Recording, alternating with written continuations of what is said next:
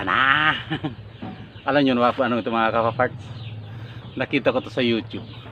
Ang ibang lahi ay kumakain ng ganito mga kapaparts. Kinakain nila ito. Oh. Alam nyo kung ano to? Parang ito ata ang ano to, queen ng anay. Safford jokes.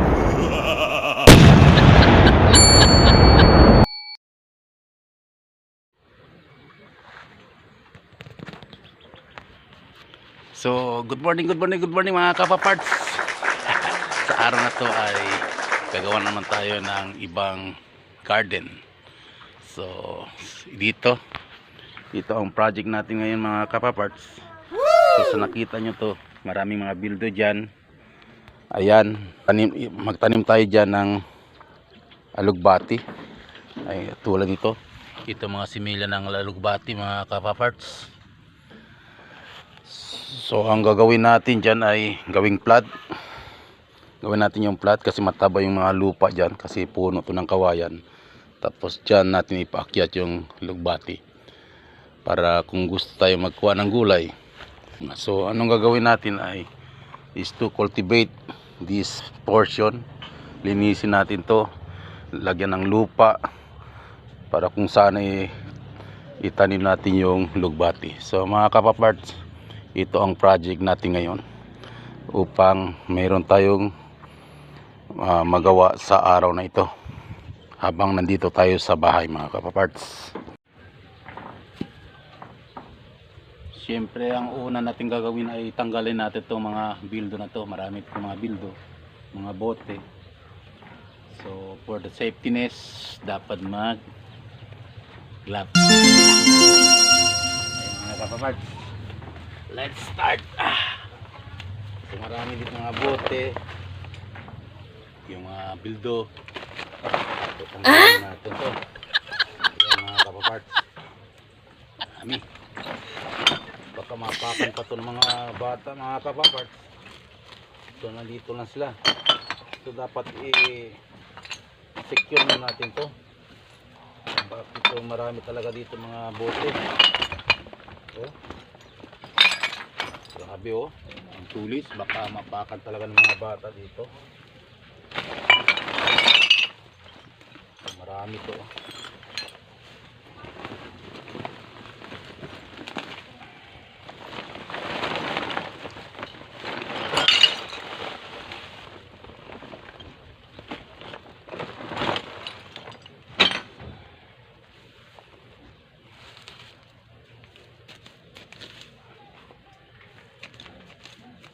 Lambot ang lupa dito mga kapaparts. Sigurado mataba dito yung mga halaman natin. So ganito lang talaga ang buhay natin mga kapaparts habang nandito tayo sa bahay. Dapat productive. So ayan, medyo malinis na siya mga kapaparts. Tuloy-tuloy lang po natin gawin hanggang dito, hanggang mamaya. At habang ako ay pinapawisan na. Ang oras ngayon mga kapapart ay alas 3:45 na ng hapon. So i-target natin na bago mag alas 6 ay makapagtanim na tayo dito ng alugbati. So ganito, dahan-dahan. Maingat tayo kasi maraming mga bildo. Ito naman ay upang hindi tayo maging boring na nakaupo lang. Dapat pag nandito tayo sa bahay mga kapaparts, dapat productive. So marami tayong magawa dito mga kapaparts sa bahay nyo.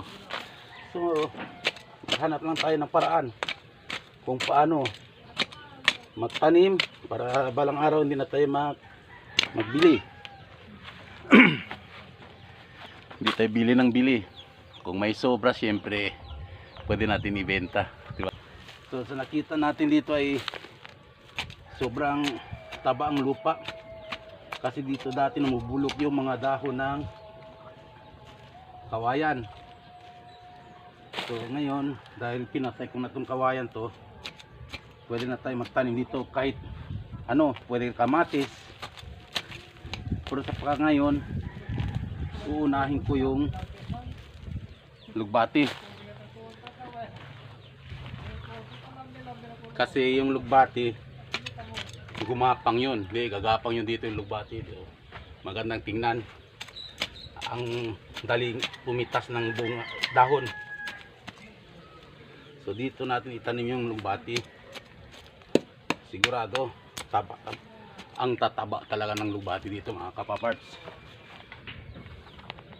Dahil sa lupa pa lang, kitang kita na natin na mataba yung lupa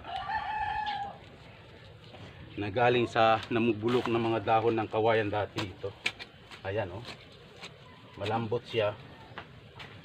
Ang kalaban lang talaga natin dito mga kapaparts ay manok. Huhukayin to ng mga manok kapaparts. So dapat lang talaga siguro maglagay tayo ng fencing na naman, o takpan natin to ng sako para hindi sila huhukay dito. Kuminsan yung mga aso din ay huhukay din dito. So yun ang kalaban natin. Pag backyard garden lang ang gagawin natin, marami tayo dito kalaban. Aso, pusa, manok, kambing, baboy, andito na lahat. So sana masurvive itong ginagawa natin mga kapaparts.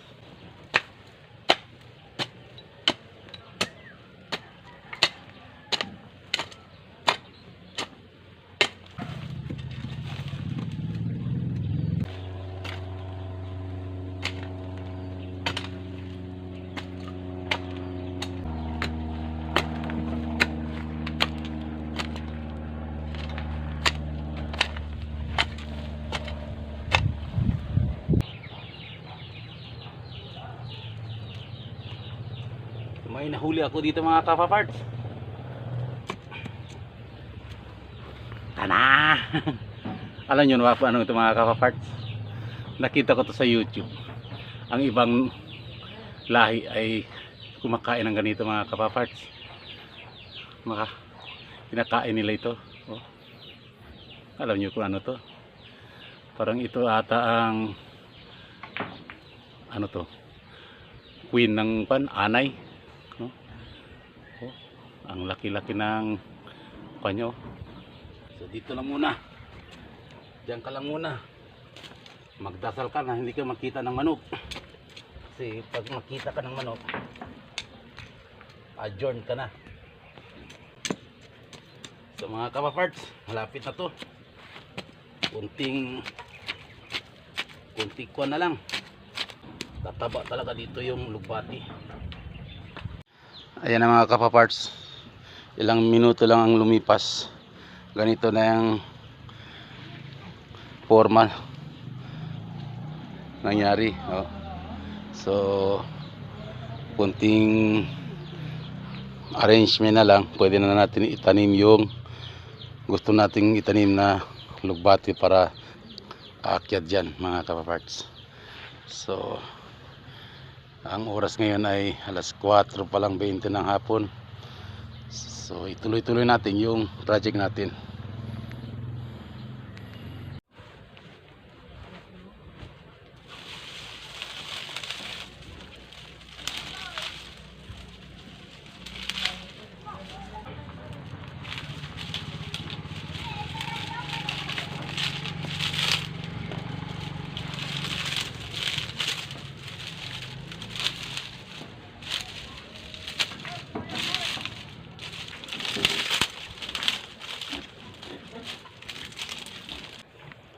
Silaban muna natin yan mga kapaparts bago natin tamnan, kasi upang kung may mga langgam o anumang klase mga insekto dyan na ay mamatay.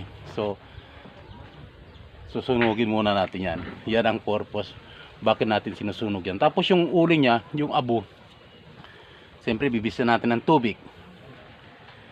Magsilbi din yung fertilizer mga kapaparts.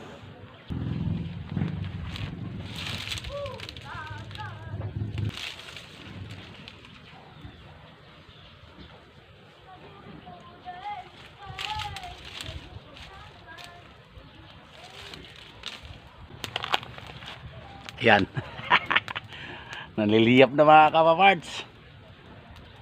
Para mamatay yung mga bakterya, langgam dyan. Bago natin itanim yung gulay.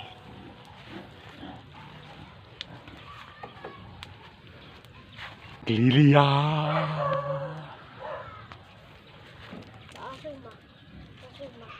Tahuma.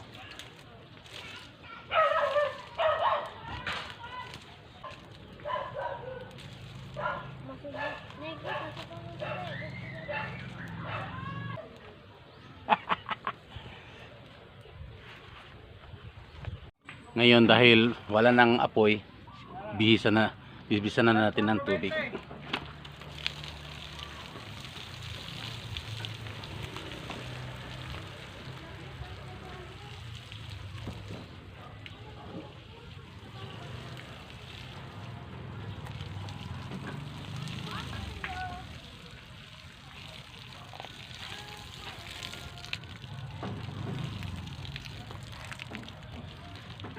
So this is it.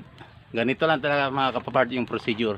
So pwede na natin ngayon tamnan dyan yung lugbati. Kaso lang mataas na talaga yung video ko. Sa susunod na parts na ipakita ko naman sa inyo kung paano itanim dito. Basta ang sasabihin ko lang ay lugbati itatanim natin dito mga kapaparts. Ayan ang mga peste natin mga kapaparts. Ito nang sinasabi ko na iro, manok, andyan sila. Nakuhukay ng mga kapaparts. Pero sige lang. Di ba? Ready na to. Balang araw ay itong portion na to ay maging green. Maging green yan sa lugbati. So kung gusto tayo maggulay ng lugbati, sigurado nandito lang sa bingbahay ang lugbati mga kapaparts. So babalutan nyo ng daon ng mga lugbati dyan. So ayan si Milky bene daw. Milky bene. Ayan si Milky, yung ang tutong ng kapitbahay. Napalangga talaga namin to si Milky. Ayan may manok pa doon. Alay Milky, kiss